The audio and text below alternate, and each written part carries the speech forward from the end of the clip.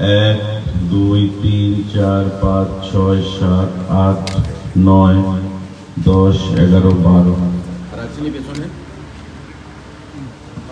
জন। গত সিজন অব্দি কারা কারা ধান এখানে দিছে একবার হাত তুলবেন। গত সিজন অব্দি সবাই। আমাদের ধান কেনা শুরু আমাদের সরকার আসার পর থেকে। তারপর থেকে কারা কারা ধান এখানে বিক্রি করছে এখানে আছে কি? তারপর থেকে রেগুলার দিতেছে রেগুলার।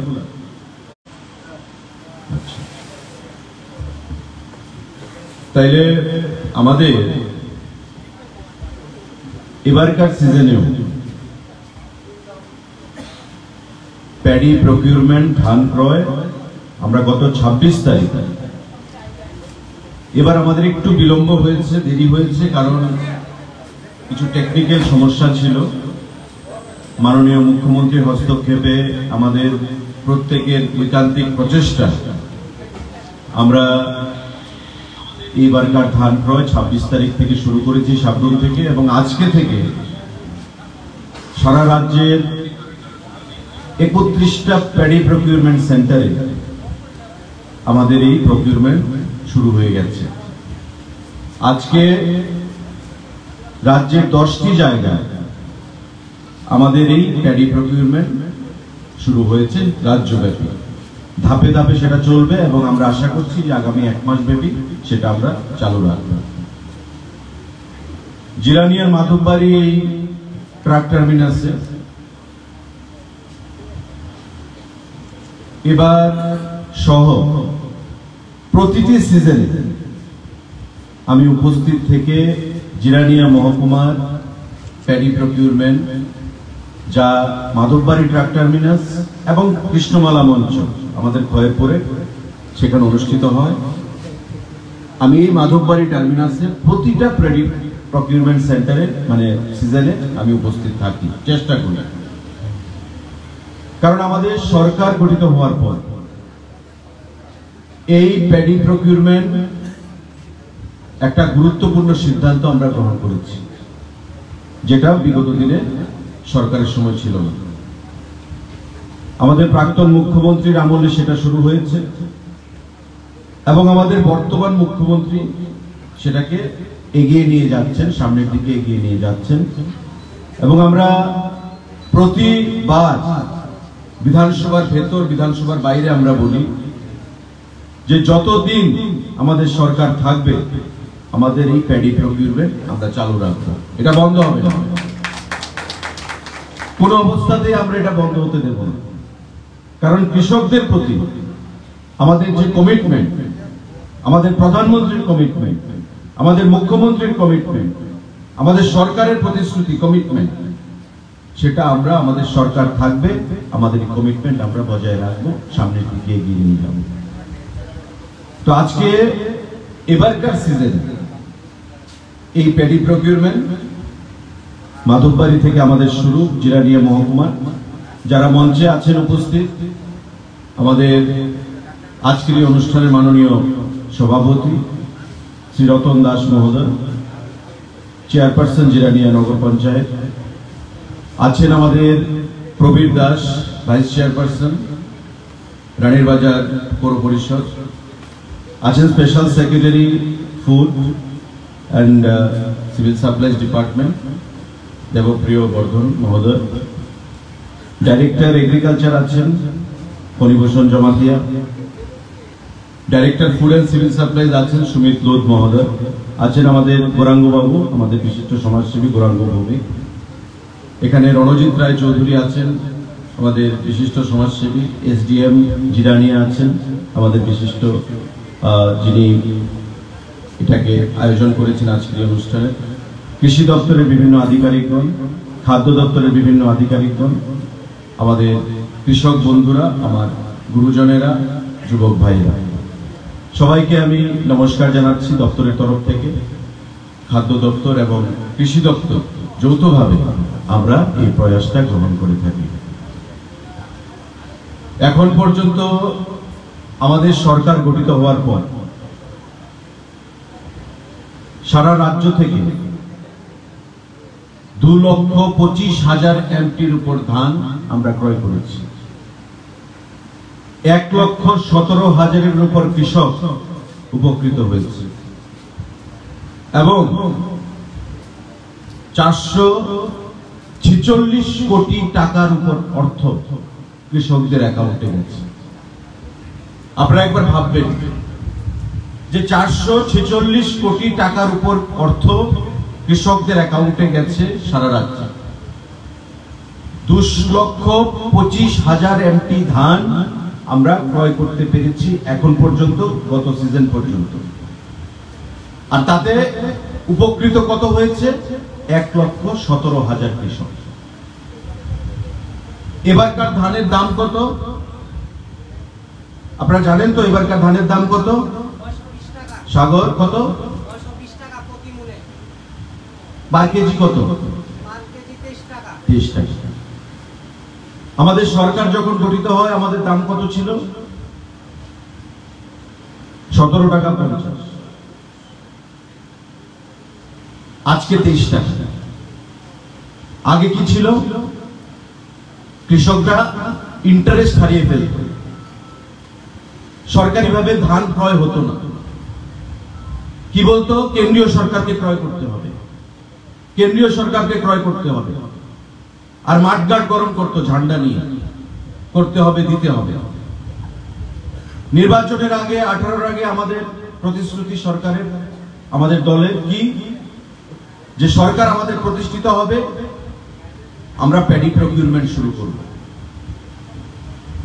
সরকার গঠিত হলো, আমাদের প্রথম ক্যাবিনেটের সিদ্ধান্ত, গুরুত্বপূর্ণ দুটো সিদ্ধান্ত, এই প্যাডি প্রকিউরমেন্ট এবং আমাদের বর্তমান যে বিমানবন্দর, এটা মহারাজা বীর বিক্রমের নামে উৎসর্গ করে।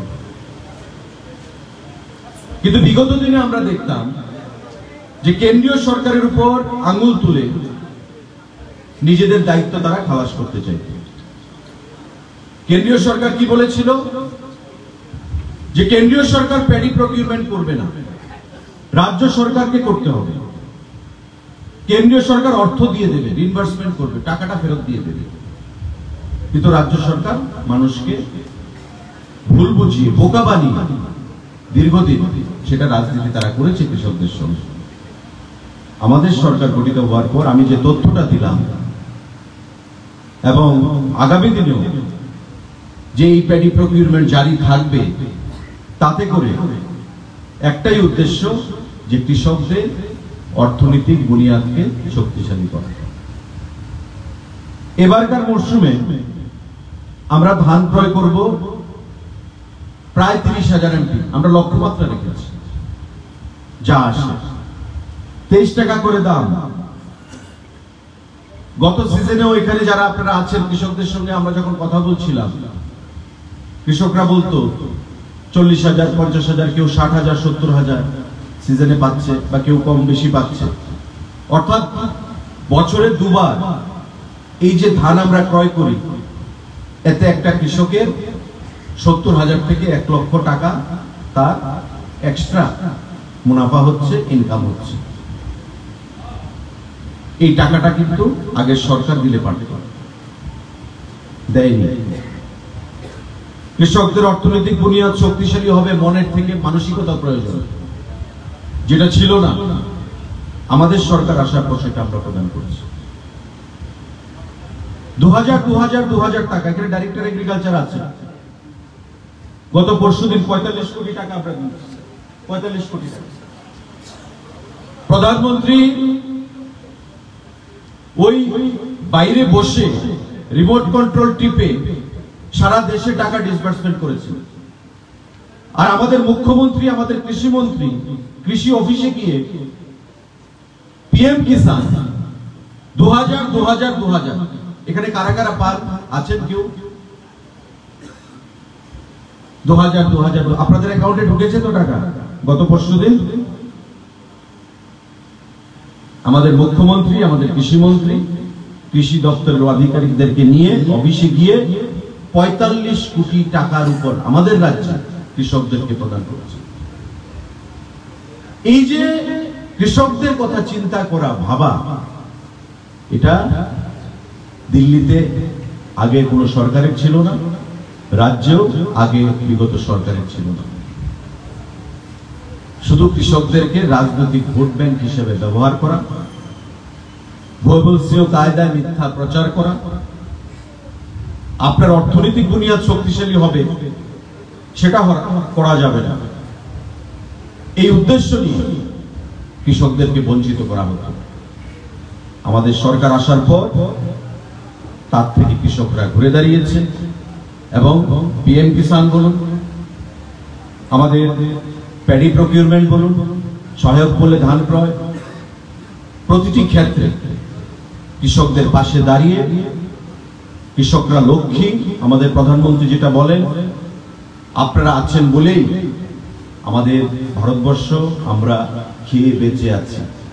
স্বাভাবিকভাবে আপনাদের পাশে থেকে আপনাদেরকে অর্থনৈতিকভাবে শক্তিশালী করে, অর্থনৈতিক বুনিয়াদকে শক্তিশালী করে আগামী দিনে আমরা নিয়ে যাব সরকারের মাধ্যমে, সংঘবদ্ধভাবে। এটাই আমাদের সরকারের একমাত্র লক্ষ্য, একমাত্র চাহিদা। আজ সারা রাজ্যে আমাদের 10টি জায়গায় এমন শুরু হয়েছে। আমি ধন্যবাদ জানাবো আমার কৃষক ভাইদের। এবার আমরা বলেছি যে আমাদের একটু দেরি হয়েছে, টেকনিক্যাল ত্রুটি ছিল, আমাদের কিছু কারণ ছিল, কিন্তু আপনারা কিন্তু বিশ্বাস হারাননি। এমএলএরা, আধিকারিকরা, এসডিএম, আমাদের রাজনৈতিক জনপ্রতিনিধি যারা ফোন করে ডাইরেক্টরকে, সেক্রেটারিকে, আমাকে, কৃষি দপ্তর, যে কবে কেনা হবে, কবে কেনা হবে। কৃষকরা তো ধান নিয়ে বসে আছে, কারণ কেন্দ্রীয় সরকার এমএসপি 23 টাকা বৃদ্ধি করেছে। কৃষকরা ধান নিয়ে বসে আছে, কারণ সরকার যদি ধান কেনা বন্ধ করে তবে ধানের দামটা 1 লাফে 14 টাকা 15 টাকায় চলে আসবে। কৃষক মুনাফা অর্জন করতে পারবে না। সরকার উদ্দেশ্য কি? প্রতি বছর আমার এমএসপি বৃদ্ধি পাচ্ছে, তাই এমএসপিটা একদিকে যেমন বৃদ্ধি পাবে, ততই কৃষকদের ইন্টারেস্ট বৃদ্ধি পাবে ধান চাষ করতে। আগে আমরা কি দেখতাম, রাস্তা দিয়ে যখন যেতাম দুধারে ধান ক্ষেতগুলো একবার হতো ফসল। যেই ধান ক্ষেতগুলোতে 2 ফসলি বা 3 ফসলি করা যায়, একবার ফসল হতো, ইন্টারেস্ট ছিল না। আমার থেকে ধান কে ক্রয় করবে? সরকার তো কিনবে না। মাঝখানে যারা ধান ব্যাপারী আছে, ধান চালের ব্যবসা করে, তারা কম দাম দিয়ে কৃষকদের থেকে ধানটা ক্রয় করত। দেখা যেত কৃষকরা যে অর্থ খরচ হচ্ছে ধান ফসল ফলাতে গিয়ে, বিক্রি করে সেই অর্থ ফেরত আসছে না, তাই ইন্টারেস্ট তারা হারিয়ে ফেলত। এমএসপি যখন ঘোষণা হলো, আমাদের সরকার যখন ঘোষণা করলো যে এমএসপিতে আমরা ধান ক্রয় করব, আমরা দেখি রাস্তার দুধারে যে ধান ক্ষেতগুলো, একবার ধান কাটা হচ্ছে, সঙ্গে সঙ্গে আবার জ্বালা ফেলা হচ্ছে, আবার ধানের জন্য সেখানে কৃষকরা মাঠে কোমর বেঁধে পরিবার সহ মাঠে নিয়ে যাচ্ছে। এটাই আমাদের জন্য, আমাদের লক্ষ্য এই জিনিসটাই ছিল সরকারের, মুখ্যমন্ত্রী, যে কৃষক ধান বা ফসল ফলাতে যেন উৎসাহ না হারিয়ে ফেলে। কারণ আমি যদি ধান ফসল উৎপাদন করলাম, আমি বিক্রি করতে পারলাম না বা মুনাফা পেলাম না, যে খরচ হলো আমি সেই অর্থ, আমার খরচটাও উঠে আসলো না, আমার সেই ফসল ফলিয়ে কি লাভ হলো? এতে করে খাদ্যশস্য উৎপাদনে যে স্বয়ংবরতা, তার থেকে আমরা পিছিয়ে যাচ্ছিলাম। আজকে ডেটে এগ্রিকালচারের ডাইরেক্টর এখানে আছেন, আমরা প্রায় 11 লক্ষ এমটি ধান উৎপাদন করি, 11-12 লক্ষ এমটি না, আমি এমটির হিসাবে যদি বলি 11 থেকে 12 লক্ষ এমটি ধান আমাদের উৎপন্ন হয়। এর থেকে চাল উৎপন্ন হয় 7 লক্ষ এমটি, 7 লক্ষ 8 লক্ষ এমটি। ধান থেকে চাল কনভার্ট হয়, কারণ ধান যেটা আসে তার থেকে চালে পরিণত হয়, চালটা একটু কম থাকবে। তো ভাবুন, আমরা কিন্তু খাদ্যশস্যের স্বয়ংসম্পূর্ণ। প্রতিটা ক্ষেত্রে এটার কারণ কি? তার কারণ হচ্ছে আমার কৃষক ভাইরা। আগে কি ছিল? একবার ফসল উৎপন্ন হতো, এখন ধান ক্রয় হচ্ছে দুবার। কৃষক ধান কাটছে, আবার কিছুদিনের মধ্যেই তার পাওয়ার টিলার নিয়ে, আগে লাঙ্গল ছিল, বর্তমানে পাওয়ার টিলার নিয়ে মাঠে চলে যাচ্ছে। আমাকে আবার ধান উৎপন্ন করতে হবে, সরকার ধান কিনবে। আমাদের সরকার গঠিত হওয়ার পর এই প্যাডি প্রকিউরমেন্ট যতগুলো সিদ্ধান্ত যুগান্তকারী বা জনমুখী সিদ্ধান্ত জনগণের জন্য নেওয়া হয়েছে, প্যাডি প্রকিউরমেন্ট তার থেকে মধ্যে একটা অন্যতম যুগান্তকারী সিদ্ধান্ত আমরা গ্রহণ করেছি। আমি আপনাদের আবারও আশ্বস্ত করছি, যতদিন আমাদের সরকার আছে প্যাডি প্রকিউরমেন্ট চলবে, কন্টিনিউ থাকবে, এটা বন্ধ হবে না। আপনারা আশ্বস্ত থাকতে পারে, বিশ্বাস রাখতে পারে। তো আজকে যারা এখানে প্যাডি বিক্রি করবেন, ধান বিক্রি করবেন, আমি তাদেরকে ধন্যবাদ জানাচ্ছি, অভিনন্দন জানাচ্ছি। যারা ধান বিক্রি করবেন, খাদ্য দপ্তর থেকে 1 সপ্তাহের মধ্যে আমাদের পেমেন্ট চলে যায়। গতবার আমাদের একটু লেট ছিল বিভিন্ন যান্ত্রিক কারণে, সপ্তাহ 10 দিনের মধ্যে আপনারা পেমেন্ট পেয়ে যাবেন।